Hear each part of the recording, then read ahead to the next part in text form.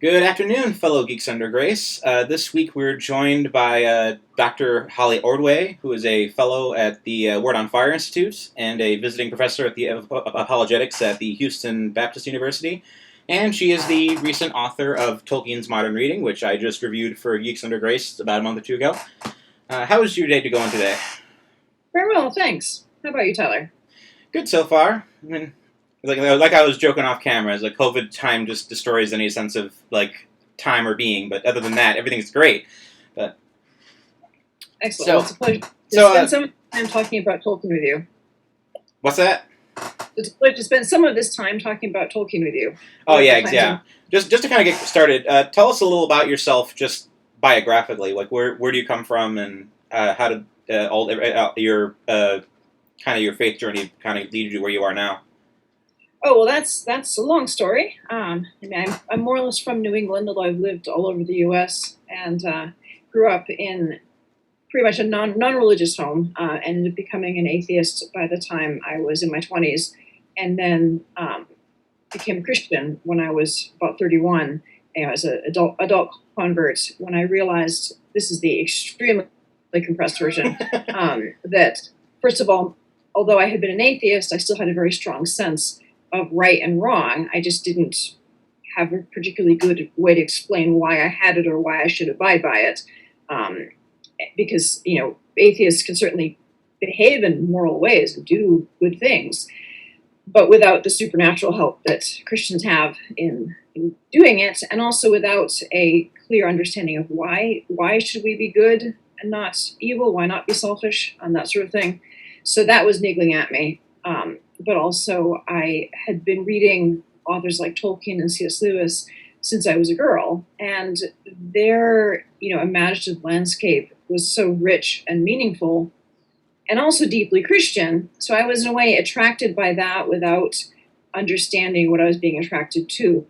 And then I did my PhD in English literature, went on to start teaching literature, and kept coming back to the fact in my teaching that basically my favorite authors, the ones I wanted to teach, were not only great authors, great poets, but they were also devout Christians. And at that stage in my life, I finally said, okay, I at least want to know more about what these people believed, because I didn't think it was true. I didn't, want it to be true. But I thought, well, if someone like Tolkien or Lewis or, Hopkins, they believe this stuff. So, they're such brilliant people, such brilliant authors that they can't be complete idiots. So maybe this whole Christian thing is a little bit more interesting, a little bit more complex than I was giving credit for. Let me just learn about it so I understand these authors better. And that opened up an entire door as I basically discovered, oh, good heavens, this stuff is actually true. What am I going to do about it? And so I do tell the story of that in greater length in my memoir, Not God's Type. An atheist academic lays down her arms. If your viewers are interested in getting that picture. Sure. And when we corresponded a little on Twitter when the review went up, and you said that the this book in particular had been something like a decade-long project for you. How did you obviously you read Tolkien? It kind of, like a lot of Christians and Catholics, it kind of brought you into the faith. What brought this into being, and how did it take a decade to pull that off? Well, it really started with a question, or two questions, because I had done my doctoral dissertation on fantasy, on modern fantasy, with Tolkien as a real, core piece of that. But I hadn't really focused specifically on Tolkien. I looked at him in the context of the larger fantasy genre.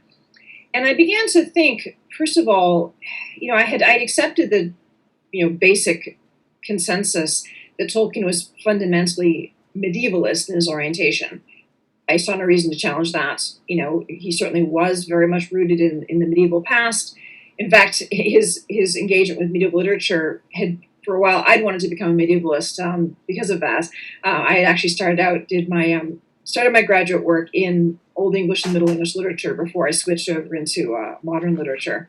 So I had no question. Oh yeah, he's fundamentally medieval, but it seemed to me really strange that a book that was fundamentally medieval in its orientation, written by somebody who was fundamentally backward looking, how could this book speak so profoundly to the modern day? Because it does. It really does. How is it that this book continues to draw in more readers from new generations? And this was heightened for me by the fact that when I was reading other fantasy novels, prior to Tolkien and contemporary with Tolkien, I was seeing that these authors did not have the staying power that he did. A lot of them were consciously pastiches of medieval literature, and Tolkien's wasn't. There was something different about it. And so it started niggling at me, what is it about Lord of the Rings that makes it so profound for the 20th and the 21st century? Could it be just the medieval stuff? I wasn't so sure. And along with that, I began to wonder what else had Tolkien read? Because again, I accepted what Humphrey Carpenter had said in his biography and in his group biography, The Inklings, where he said that Tolkien read very little modern fiction, took no serious notice of it. So he's the authorized biographer. I thought, well, okay. But I knew that he had read at least some modern authors because in his great essay on fairy stories, he interacts quite knowledgeably and, engagingly with a number of modern fantasy fairy tale writers. And I asked myself, I wonder who else he's read of these early modern fantasists. I wonder if it had any influence in him. And so I set out with those two questions just to find out.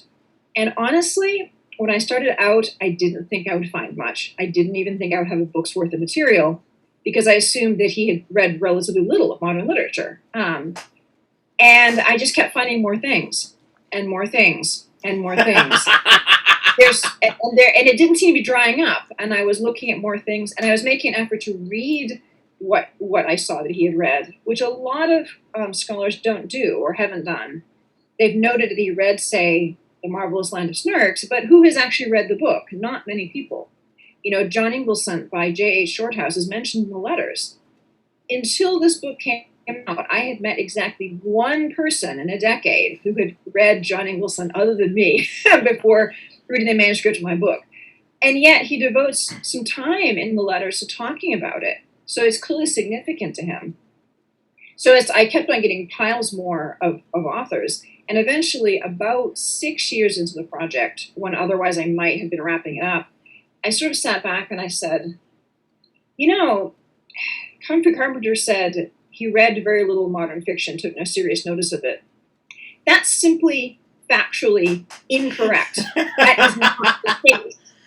And that led to a third question, which was, how did this image of Tolkien as an anti-modern, who didn't read modern literature, who hated everything modern, who was a total Luddite, how did this image get created and become so persistent?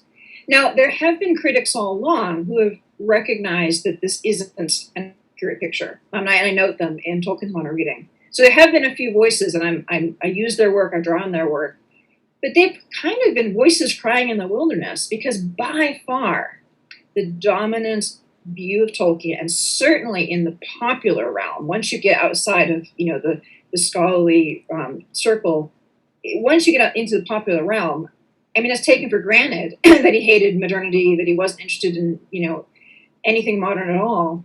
How did that get so fixed in the popular imagination? And that to me was a very interesting question. And so I dived into that, and that's what turned out to be extremely interesting, to trace how it was that this image had been formed and perpetuated, and how really it has blinded us from seeing the three-dimensionality of Tolkien. And that was what took the extra time to get this book finished. But I'm glad that I took the time.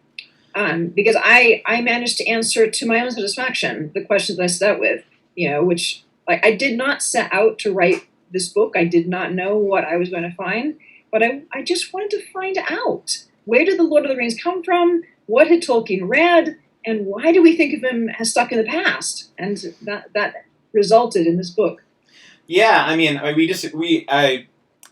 mildly misinterpreted some of the intents, as you pointed out in our email exchange. When I was going through it, I kind of interpreted it as being more polemical than it was.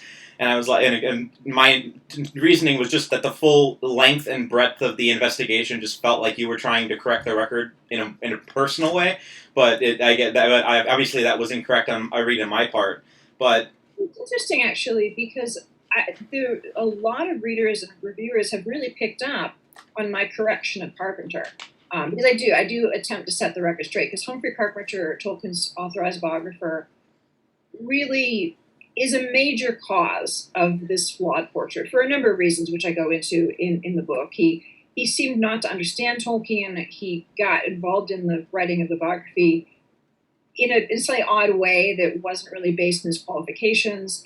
And he seems to have had a really mixed set of feelings about Oxford, about the academic life, about Christianity. I mean, he was the son of the Anglican Bishop of Oxford, but Carpenter was a self-proclaimed atheist by age 21, and he had issues with the academic culture of Oxford. So here he is writing about a Catholic Oxford academic, and I think he's working out a lot of things in his own psyche, and Carpenter himself even says so in a very revealing interview. He says straight up that a biography is more about the biographer than it is about the subject. Carpenter himself says that, and I thought, well, that's interesting. And so I tracked down a bunch of interviews from Carpenter where he himself is just very straightforward. He doesn't actually like the Inklings. That if someone asked him once if he were to go back, what would you talk to the Inklings about? He says, I wouldn't want to talk to them at all. They're just sitting off in their corner, patting themselves in the back, which is not the case. Patting themselves in the back, I wouldn't even want to talk to them. And this is a man who wrote a group biography of the Inklings, which in its own way has problems that other scholars like Diana Glyer have revealed. So he's a strange character, and he ended up contributing a number of basic misconceptions and distortions into the record. But then there are also other reasons why people seem to have been very eager to read Tolkien as anti-modern, even in his own lifetime. Like there's an interview that he did where someone was basically trying to feed him a question, you don't read the news, you don't care about the news, do you? Assuming that he would be dismissive of it. And Tolkien says, well, no, I read 3 newspapers. I'm very interested in the local news, the national news, the international news. So even in Tolkien's own lifetime, people were trying to shove him into that box of the nostalgic anti-modern, and he was resisting. So this is a very interesting question. But one of the interesting things, I think, in a lot of the responses to the book, people have picked up on my correction of Carpenter because it's so startling. It's only one piece of the larger puzzle, but it's a big piece because he is the authorized biographer. And in Tolkien scholarly circles, people have been aware for a long time that his biography has issues. That has not been something that people in the wider reading world have known. They have not had any idea about that. So I think that has really shocked people and made them like, wait, what? Much more than I had intended. So it's been very interesting to see the response to this. Specifically, circling back to the Luddite image, what do you think that does to his public reputation? Because obviously there are a lot of very traditional Catholics who hold him very close to their heart, and I also know a lot of like anarchists and political extremists and people like that also hold Tolkien very close to their hearts. Like, does the Luddite image damage his reputation, or what do you think it does to him specifically? Well, it's interesting. I think that it distorts his image because your 2 examples are quite telling. Because people of extremely different worldviews hold Tolkien dear and want to use him to back up their worldview. And the truth of it, and this is the positive case I'm trying to make in Tolkien's Modern Reading. Tolkien was an enormously complex personality. Various people described him as an iceberg, just one bit of his personality visible above the water and this massive amount of genius below the water. He was enormously complex, and he had modes of expressing himself that were somewhat contradictory. This is something I explored in the last chapter of the book, where his Englishness is his habit of hyperbole on the one hand, but also of downplaying his own accomplishments, his habit of self-deprecation on the other hand, these are things that Americans often don't quite understand, and that I came to understand much better from all the time I've spent in England over the last decade. So he's an enormously complex figure, and I think what has happened with his image is that he's become a bit flattened. More, people trying to press him into a cardboard two-dimensional figure, and not being entirely satisfied with the results, because you try to press him and he doesn't quite fit. He's too complex for that. And so, of course, the anarchists have to contend the fact that he was a devout Catholic and certainly would not have approved of a lot of what they're holding true about and then on the other hand, you have the very traditionalist-minded Catholics who want to adopt Tolkien as a kind of bulwark against all modern changes whatsoever. And then I discovered that Tolkien himself had actually approved of Vatican II, had approved in principle the changes to the liturgy. I was very surprised because I would have expected that he would have disapproved. Now, he evidently disapproved of the translation and preferred the Latin himself. But the fact that he disapproved of the translation just means he was a linguist. He had a very keen aesthetic sense for translations. It was a pretty bad translation, and he would have picked up on that and not liked it. But he approved in principle of it, even though he noted that he himself personally found it difficult to have that change. And I thought, this is the mark, again, of a complex mind, someone who's able to distinguish between approval of the switch to the vernacular and the liturgy in the abstract and his own personal attachment to the Latin liturgy in the specific. And that, again, doesn't comport either with the, hang on to the past exclusively or throughout the past kind of model. He's more complex, and that's something I really wanted to bring out, that we need, if we're going to understand his work and we're going to understand him, I think we need to try really hard to see him in his three-dimensionality, even when it challenges us. I think that's important. Yeah, it's hard with any writer, especially with Tolkien, considering how complex his work is. So in the research, you had to read all of the books and dig through this enormous, the bibliography in this is insane. I've taken at least half a dozen reading recommendations off it so far. But what surprised you about doing all that research, and what kind of popped out as you were reading? Did any books particularly catch your attention? Did anything factually catch your attention? Well, I think what caught my attention, well, first of all, just in terms of research, was that there was a lot more material than I thought there was. Because I think a lot of times writers, especially the kind of popular level writers, they've been going to the same handful of sources over and over again. But there really was a lot more, a lot of interviews with his family, his friends, his students, his colleagues, all of which shed light on his reading and his personality. And I think what probably surprised me most in terms of my research was the breadth of his reading. That he really did read a lot more than I would have expected. For instance, I was surprised to find how seriously he took James Joyce's Finnegan's Wake. And for instance, I knew that it's been published, his notes have been published on it, just a page or so of notes of it. But one of the things that I was able to track down was, when did he engage with this book? And it turns out, based on the dates of his notes, based on the publication dates, that he had actually read the very first part of Finnegan's Wake before the whole book was published, when it was only published as Anna Livia Plurabelle. And that is significant because it means that Tolkien was right there reading the most modernist of modernist works right when it came out. Not, years later after everybody's been talking about it and he finally gets around to having a look. No, he's reading it right away. Now, does he like all of what he's reading? No. Does he approve of everything Joyce is doing? No. Does he take it seriously? Yes. And that, I thought, was really interesting. Did you have any of the books in particular? Did you walk away with any new favorites, just having read all of them? Well, I did. One delightful discovery was the Swallows and Amazons books by Arthur Ransom. These are a series of children's books set in the real world. They're realistic stories, a family of children, and they're sort of, camping adventures. And Ransom, in fact, had an influence on the writing of The Hobbit, because Tolkien's children were great fans of the Swallows and Amazons books, and Arthur Ransom wrote a fan letter to Tolkien after the publication of The Hobbit, and he noted a couple of things in a very kind of clever way, saying, as if he was speaking to the Hobbit's, writer of the book.